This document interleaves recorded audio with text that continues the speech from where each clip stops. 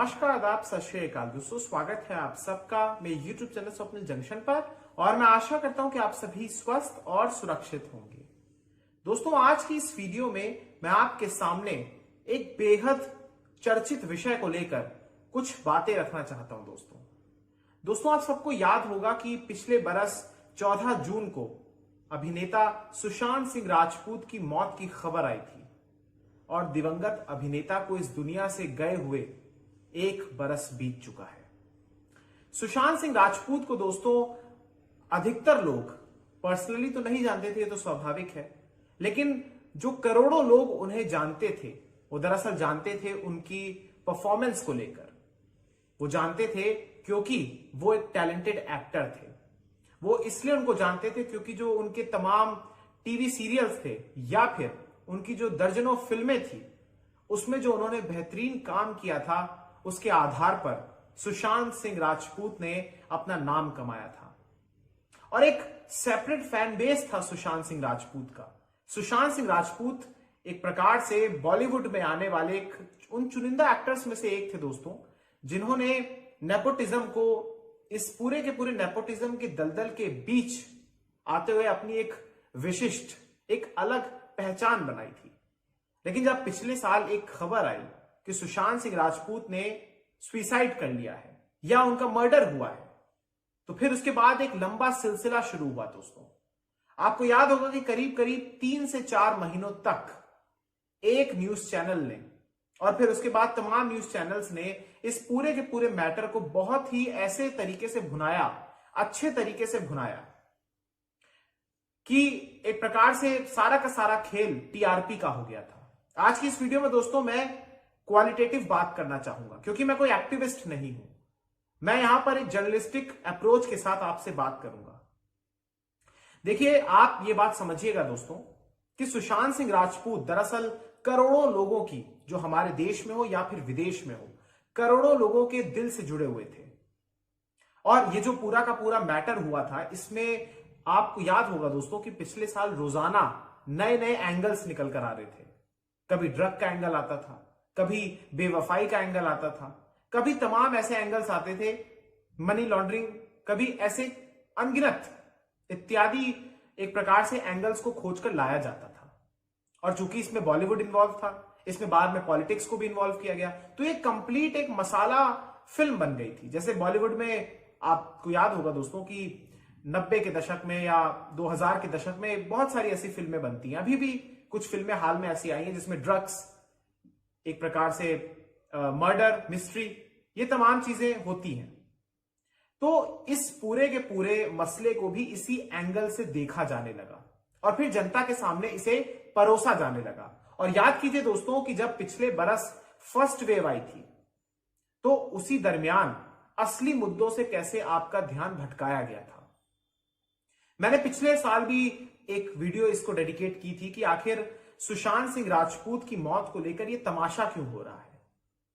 आखिर क्यों, जब प्राइम टाइम शोज होते हैं, जब सवाल जिनका कर्तव्य होता है कि वो प्रश्न पूछे सरकारों से, आखिर क्यों वो एक प्रकार से इसको एक प्रोपेगेंडा के तहत चला रहे हैं और अपने निजी स्वार्थ की पूर्ति कर रहे हैं। यह सच है दोस्तों।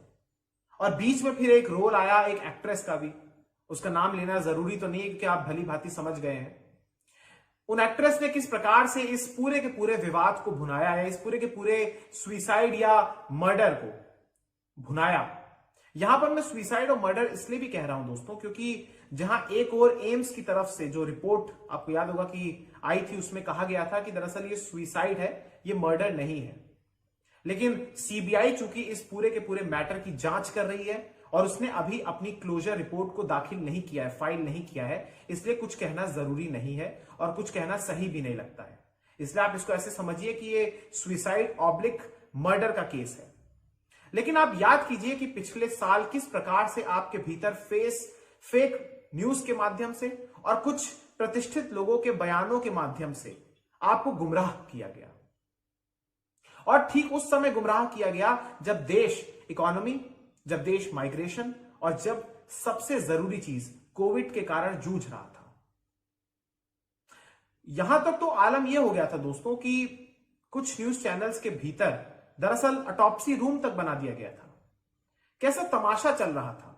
और ऊपर से ऐसी ऐसी हेडलाइंस आ रही थी, कई कई बार ऐसी हेडलाइंस आती थी कि जादू टोने से इसको जोड़ दिया गया, कई कई बार आती थी कि इसमें इंटरनेशनल ड्रग माफिया का इसमें पूरा का पूरा कनेक्शन हो सकता है। फिर महाराष्ट्र सरकार घेरे में आ गई, मुंबई पुलिस की कार्यशैली पर भी सवाल उठे, बहुत सारी ऐसी चीजें हुई। यानी एक टिपिकल, एक आप इसको कह सकते हैं कि एक बॉलीवुड फिल्म की तरह थी दोस्तों ये। और फिर उसमें रिया चक्रवर्ती का नाम तो एक प्रकार से विलन के तौर पर आया ही। और रिया चक्रवर्ती को कम से कम जहां तक मुझे याद आता है कि शायद 3 से 4 सप्ताह की उन्हें जेल भी हुई थी, बाद में उन्हें बेल मिली थी।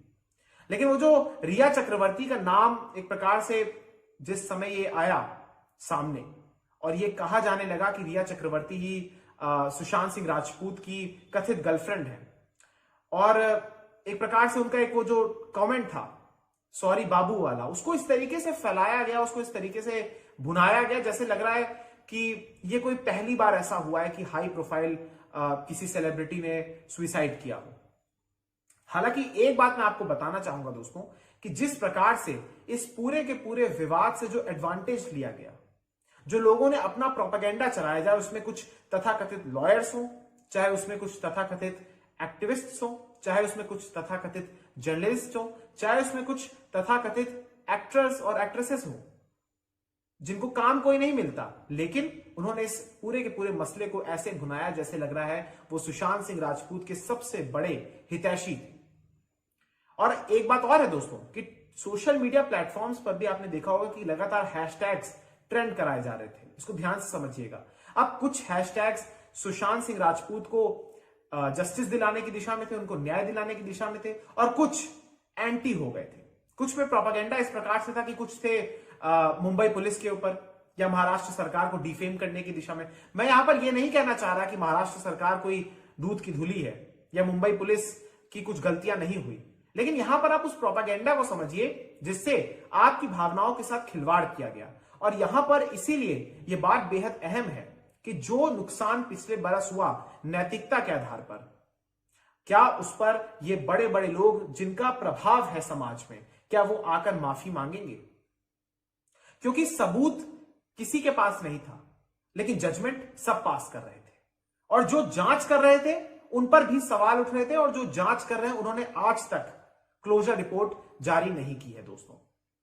यानी इस केस का हमारे पास कोई आधिकारिक डिसीजन या यूं कहिए कि कोई हमारे पास कोई बयान या कोई एविडेंस है ही नहीं कि आखिर ये सुसाइड था या फिर ये मर्डर था। लेकिन एक पूरी की पूरी एक सैलाब आ गया।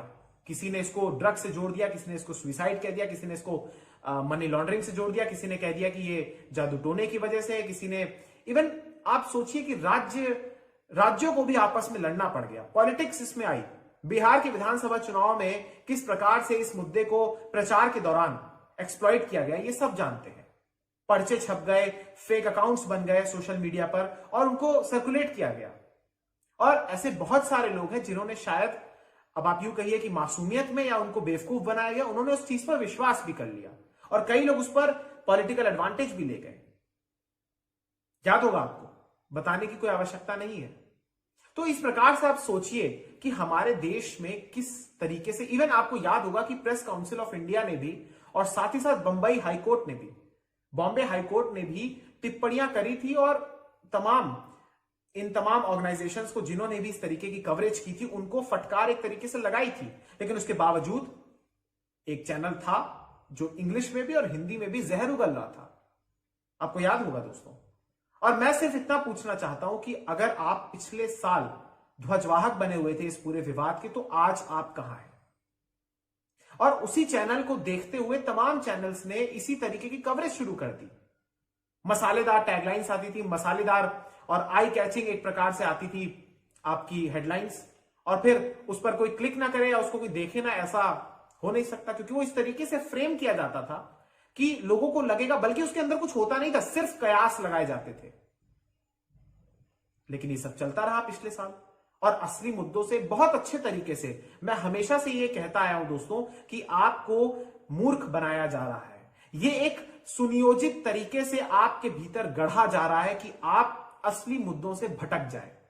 कभी आपको राजनीति में उलझा दिया जाएगा, कभी आपको क्रिकेट में उलझा दिया जाएगा, कभी आपको सेलेब्स में उलझा दिया जाएगा। क्योंकि आप एक बात जानते हैं दोस्तों कि हमारे देश में लोग पॉलिटिक्स, बॉलीवुड और क्रिकेट को लेकर काफी ज्यादा संवेदनशील होते हैं। अक्सर आपने अपने आसपास देखा होगा कि आप कोई भी व्यक्ति, अगर आप कोई भी मिले तो उसको कम से कम इन 3 विषयों पर जानकारी जरूर होती है।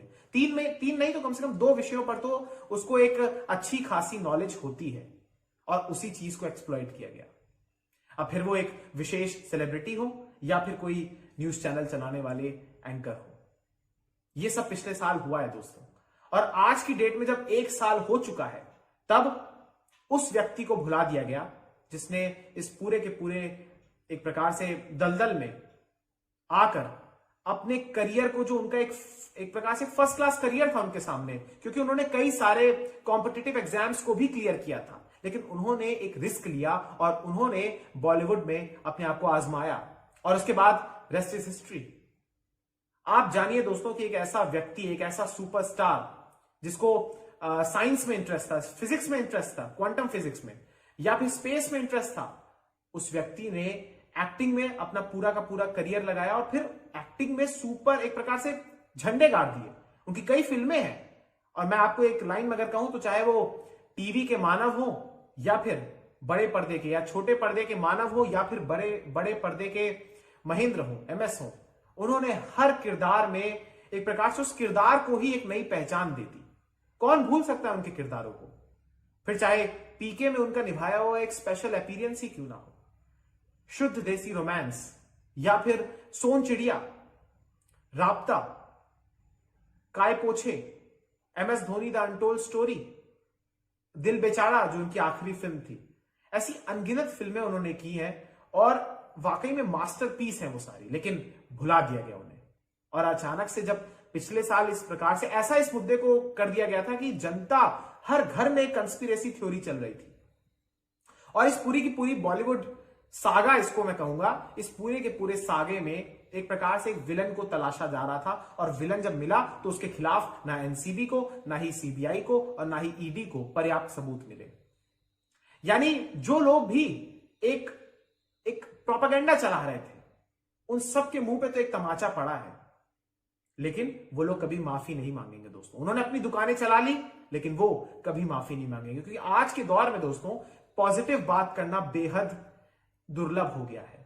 आज के दौर में आपको कुछ लोग कंस्पिरेसी के बारे में या कुछ तड़कता भड़कता बता देंगे और फिर वो आपको बहुत आसानी से मूर्ख भी बना देंगे, आपको उत्तेजित भी कर देंगे, आपकी फीलिंग्स के साथ खिलवाड़ भी करेंगे और फिर उनका अपना निजी स्वार्थ पूरा हो जाएगा।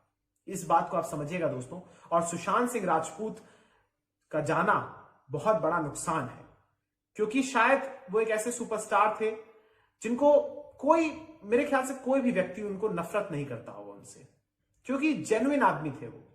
और उनकी फिल्में, उनके व्यवहार, जिस प्रकार से वो ऑफ कैमरा भी करते थे और ऑन कैमरा तो सभी जानते थे, उससे बहुत सारे लोग प्रेरित भी होते थे। और सुशांत सिंह राजपूत ने कई जगह जब आपदाएं आई, जब बाढ़ आई केरल में, नागालैंड में, तो उन्होंने बहुत ज्यादा मदद भी की आगे आकर।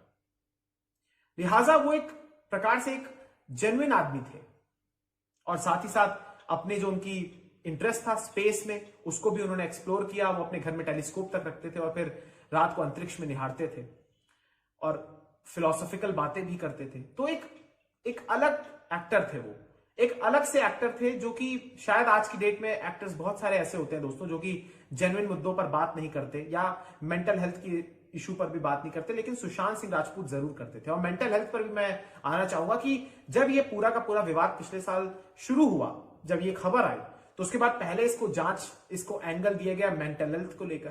पहले चर्चा की गई कि क्या मेंटल हेल्थ को भी अब प्राथमिकता देनी चाहिए, जो कि अच्छी बात है। लेकिन फिर उसके बाद इसमें नेपोटिज्म आया, फिर धीरे धीरे और कयास जुड़ते गए, ड्रग का एंगल आ गया, कई सेलिब्रिटीज भी इसमें आ गए घेरे में, उनको भी एक ही चश्मे से देखा जाने लगा। कई लोगों ने मर्यादाएं भी लांगी, गाड़ियों का पीछा किया, मुंह में माइक डालने की कोशिश की, कुछ निकल जाए कुछ आ जाए। टीवी स्टूडियो से बैठकर कुछ लोगों ने एक प्रोपेगेंडा अपना रन किया, अपने आप को बहुत बड़ा करीबी माना और टीआरपी का सारे ये खेल था। लास्ट ईयर आपको समझ में आ गया और ऐसे ही आया कि टीआरपी अब बंद हो चुकी है। तो ये है। बहरहाल सुशांत सिंह राजपूत हम सबके जीवन में हमेशा रहेंगे, उनके काम की वजह से, उनके टैलेंट की वजह से। और सुशांत सिंह राजपूत को जस्टिस मिले, उनको इस केस में एक पुख्ता जानकारी आए जनता के सामने, उनके फैंस के सामने, यह बेहद जरूरी है। बहुत बहुत शुक्रिया, बहुत बहुत धन्यवाद। जय हिंद, जय भारत, वंदे मातरम, इंकलाब जिंदाबाद, सत्यमेव जयते। नमस्कार।